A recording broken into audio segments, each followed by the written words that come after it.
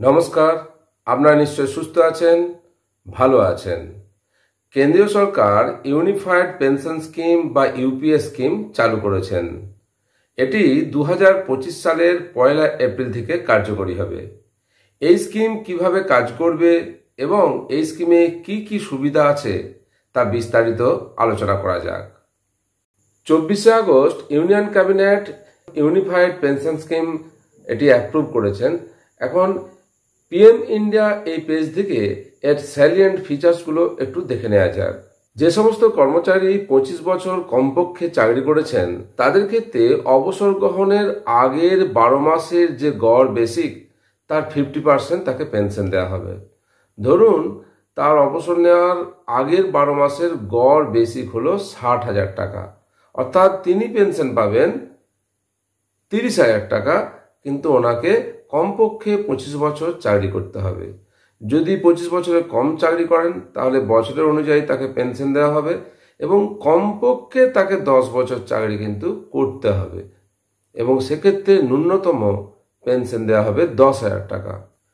Assured family pension, অর্থাৎ যিনি pension পাচ্ছেন তার মৃত্যুর পর তার পরিবার যাতে পেনশন পান, ফ্যামিলি পেনশন পান, সেটা নিশ্চিত করা আছে এবং সেটা পাবেন যিনি পেনশন পাচ্ছেন তার পেনশন পাওয়া টাকার 60% হবে family pension.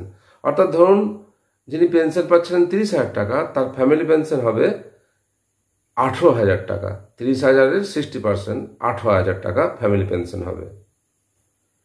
Assured minimum pension, অর্থাৎ কেন্দ্রীয় কর্মচারী অবসর গ্রহণ ন্যূনতম 10 বছর কাজের পর যখন অবসর গ্রহণ করবেন তার ন্যূনতম পেনশন হবে 10,000 টাকা। এইটা নিশ্চিত করা হয়েছে এই ইউনিফাইড পেনশন স্কিমে।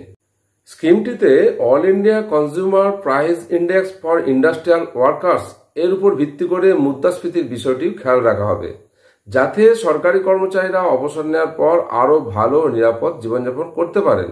মূল্যবৃদ্ধির প্রভাব যাতে তাদের উপর না পড়ে এই কথাটা খেয়াল রাখা হয়েছে এই ইউপিএস স্কিমে।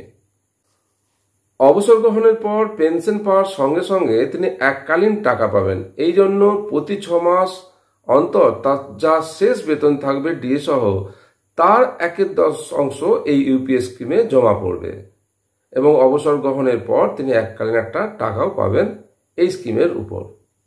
যারা আগেই চাকরি থেকে অবসর গ্রহণ করেছেন ন্যাশনাল পেনশন স্কিমের অধীনে, এনপিএস স্কিমের অধীনে, তাদের ইউপিএস এ যাওয়ার কিন্তু বিকল্প থাকবে। তারা পাবলিক প্রভিডেন্ট ফান্ড পিপিএফ এর হারে সুদের সঙ্গে বকেয়া টাকাও পাবেন। এই ইউপিএস স্কিম কিভাবে কাজ করবে? এই ইউপিএস এর অধীনে কর্মচারীদের কন্ট্রিবিউশন একই থাকবে, কিন্তু সরকারের কন্ট্রিবিউশন যেটা 14% ছিল এনপিএস স্কিমে সেটা 14% থেকে বেড়ে ইউপিএস স্কিমে হবে 18.5%।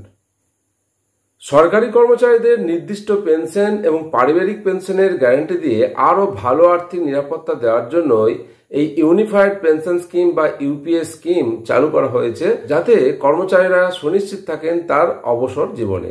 কর্মচারীরা চাইলে এই নতুন ইউনিফাইড পেনশন স্কিমে চলে আসতে পারেন, না হলে এনপিএসেই থাকতে পারেন। তবে একটা কথা খেয়াল রাখতে হবে, আপনি কিন্তু এনপিএস বা ইউপিএস এই স্কিমের বিকল্প বাছার সুযোগ একবারই পাবেন। আশা করি এই ভিডিও আপনাদের উপকারে আসবে। আপনারা সকলে সুস্থ থাকুন, ভালো থাকুন, সঙ্গে থাকুন।